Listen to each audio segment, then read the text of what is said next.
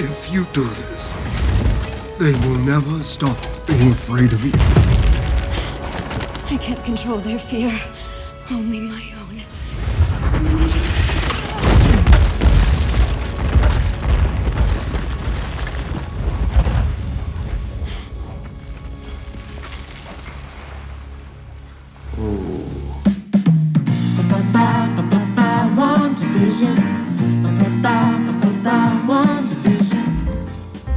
Wandavision was the first official MCU series released on Disney+, and quick side note, do we call it the MSU now? Oh no, wait, the MTVU.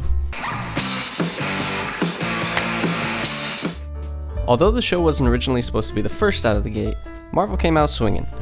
Of course, you got your big budget CGI superhero stuff that is synonymous with the genre, but it's also a send-up of classic American TV sitcoms while deconstructing tropes audiences have loved over the past 60 years or so.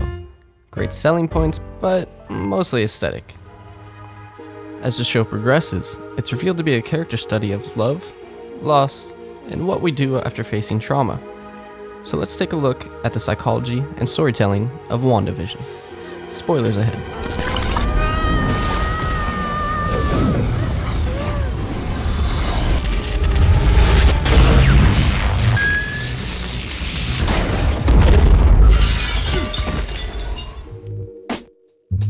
Until we achieve some synthezoid-like transhumanism, biologically speaking, our bodies have a beginning, middle, and end. Psychologically, however, we fluctuate, flail, and zigzag with emotion. Grief and mourning are processes that come and go in wild waves of sadness and nostalgia without a definitive end. What's worse is Wanda lacks a proper support system. At Tony Stark's funeral, she stands next to Bucky and Falcon, which feels more like a Disney Plus ad now since these characters have almost no personal connection.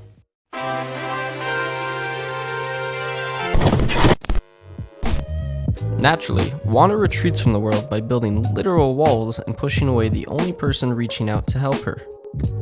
Wanda's tragic story fits into the 5 stages of grief coined by Elizabeth Kubler-Ross, who originally developed the stages to describe terminally ill patients' emotional states, while also noting at the beginning, it is not up to us to judge such feelings as bad or shameful, but to understand their true meaning and origin as something very human. Hey, I'm Tony Helm, and before I continue, click that subscribe button, like this video to get more movie breakdowns here at The Helm Media. We all grieve in our own ways. Although I can't condone mind controlling an entire town. If you need to seek help, please do it. I should also emphasize these are interpretations and I am not a psychologist. I'm sorry. I'm not that kind of doctor. I'm not a therapist. It's not my training. Despite being more of a movie trope than an accurate psychological assessment tool these days, for argument's sake, let's apply the 5 stages to WandaVision. Especially since director Matt Shakman specifically referenced them in this interview with Kevin Smith and Mark Bernardin. Characters and their love story is so unusual. They couldn't be more different, and yet it feels so right. And it was about trying to honor that love story and then also talk about how you come back from grief. And we've all lost people. And so intentionally we looked at the Elizabeth Kubler-Ross stages of grief. And so you get to the finale, it's inevitable that it would end with acceptance, right? It's about someone who has been in denial about all the loss she has, who's created this sitcom world where she can't even remember how she got there.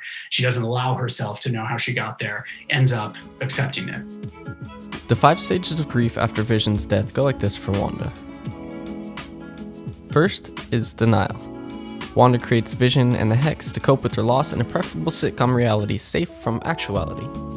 The first 2 episodes even culminating with the word no. No. Following this is anger. This is when Wanda kicks Monica out for trying to break her newfound reality in episode 3. She reflexively lashes out as one might do to a friend offering help. She also almost comes to blows with Vision in episode 4. Then, in episode 5 and 6 comes bargaining. Wanda bargains with herself for fake Pietro to stay despite looking different. He may not be the brother she remembers, but misses him enough to let herself believe. She also literally gives Sword an ultimatum. Wanda then experiences depression. This one is most obvious in the Modern Family era when she is physically and mentally exhausted. Fatigue and despondence are some common symptoms of depression, and the episode features a commercial for antidepressant-like drugs that Wanda is seen possibly taking. I only remember feeling completely alone. endless nothingness. It's probably just a case of the Mondays. Am I right? Finally, the series ends with acceptance. This is in the moments with her children in the last episode and when she says goodbye to Vision for the third time, sacrificing her dream to live life of solitude as the Scarlet Widow. Scarlet Witch. You took everything from me. I don't even know who you are. You will. So, why the 5 stages? Why have filmmakers latched onto this tool for storytelling? Well, get ready for an exposition dump. Like the Kubler-Ross stages, most stories in Western film follow pretty standard macro formula, the 3-act structure. It might be old news for some, but basically the main plot kicks off with an inciting incident, then a midpoint, and finally a resolution. For TV, this is often broken down into 5 acts, but both are just guidelines when writing engaging narratives. On a more micro level within the 3 and 5 act structures are character arcs that usually portray some positive or negative change in either ideology or actions. I hate to bring it up, but the hero's journey, famously explored in Joseph Campbell's Hero with 1,000 Faces, assesses this narrative pattern found in stories throughout history, and how it can be broken down into many steps. From the call to adventure, to the transformative apotheosis, to the reintegration, these steps fit neatly within a 3-act format and loosely within the 5 stages of grief. The refusal of the call is where the hero denies a new path for a safer world they're comfortable with. Alderaan? I'm not going to Alderaan. I've got to get home. It's late. I'm in port as it is. I need your help, Luke. Bargaining that maybe they can find someone else to finish the quest along the way. Anger and or depression at the loss of a mentor. You see where this is going. In addition to a linear story model, the 5 stages could also be applied to individual characters like in Avengers Endgame. In this Super Carlin Bros video, they interpret the original Avengers as different stages of grieving after the world's largest genocide. These concepts, the Kubler-Ross stages, hero's journey, and the 3 or 5 act structures run parallel to each other, often overlapping. Here we go. Of course, this thing is just a circle. You'd think it was so goddamn complicated. We have to leave the train? We don't have to do anything, Morty. This is just a structural guide. We're obviously gonna impart our own style. The series premiere is titled Filmed in Front of a Live Studio Audience, because they both shot the pilot in this way, but also to signal the use of the style popularized by classic multicam sitcoms. This type of filming is similar to a play, in that the scenes are filmed in order in a single or very few takes. The 5-act multicam script format even has similarities to a play, like underlining when characters enter or exit. However the episodes were filmed, most of them stick to a TV-friendly 30-minute 5-act structure. For an example, let's look at episode 6. Act 1 begins with a prologue, including the opening song which sets the stage or the A story for the episode. Wanda's troublemaking brother is visiting. We move into Act 2, where the inciting incident or conflict for the A story, in this case Vision lying to Wanda about where he's going, occurs within 3 to 10 minutes.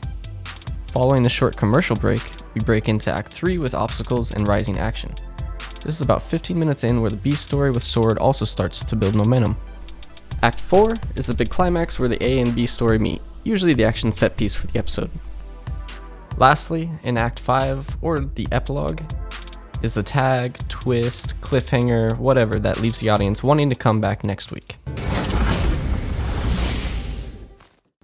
Whatever the method of delivery, the song remains the same. We want to hear these hopeful allegories, to believe that there's a predictable pattern to life, that all the pain was part of the process.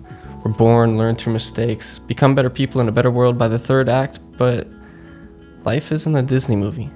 It's a cautionary tale. These are the realities we build around ourselves to feel safe. The meta approach to having a fictional TV character recreating fictional TV worlds from our non-fiction reality reflects our own desire to fulfill the fantasies fed to us from a formative age, for better or worse. Of course, Wandavision wasn't the first to satirize sitcom tropes. There are moments when we all wish life was more like a sitcom. I'm so sorry. I'm sorry too, sir. Well, the good news is I won't have to eat my wife's cooking anymore, right? Your nose is bleeding! Abed, stop being meta. But I gotta give huge props to showrunner Jack Schaefer and her team for making the first MCU TV show a love letter to the legacy of television, while also exploring the effect these unrealistic domestic expectations have on our mental health. May is Mental Health Awareness Month, and while one could argue the premise of a woman having a psychotic episode that physically harms people is a kind of stigmatic trope that prevents progress. Wandavision, however, shows a human being beneath the break. How, if left untreated, grief and trauma can infect and transmit. According to the APA, cognitive process therapy can help you break down mental walls, accept reality, and turn that contagion into a commemoration. You are not your grief or your trauma, and you are not alone. We can be grateful for the memories, even if they're bittersweet. But what is grief? If not love, persevering? Obviously, we know Wanda will appear in another movie, and therefore the show didn't have to neatly wrap up in a bow where Wanda learns her lesson to join back up with her Avenger buddies in time for brunch. Sure, she accepts that Vision is gone, but even in the last 15 minutes of the finale, she's choking out innocent townspeople. She wasn't held accountable, but that's the beauty of the interconnectedness of the MCU, and its ability therefore to slightly subvert this expectation by instead of just accepting the trauma and reintegrating her new emotional knowledge with her old way of life, Wanda is seen studying the Darkhold, a book of demonic magic. She's one of the few characters in popular fiction with the ability to buck the traditional hero story, so why not? It makes sense that neither Frodo nor Bilbo become the new Sauron because they're hobbits whose defining characteristics is a rustic lifestyle. It also makes sense that Luke wouldn't become the new Darth Vader because he started and stayed that empathic farm boy. Wanda's life, however, was a shit show from a young age. As Agatha says, "Parents dead, brother dead, Vision dead."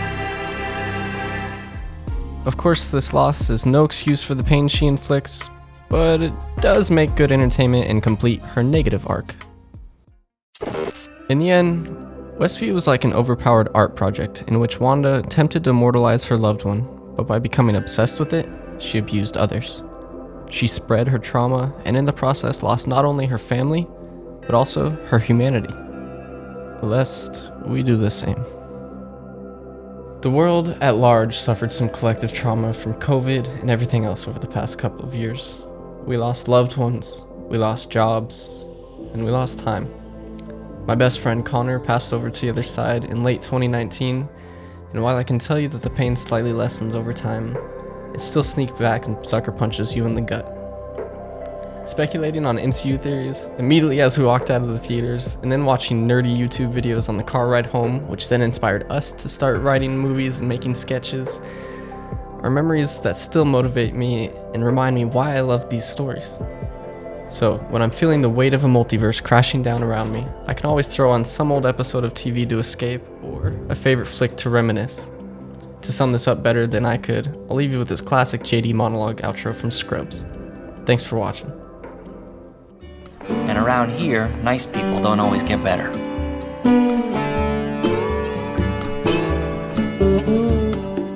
And at times like that, it's comforting to know there's always one thing that can pick your spirits up.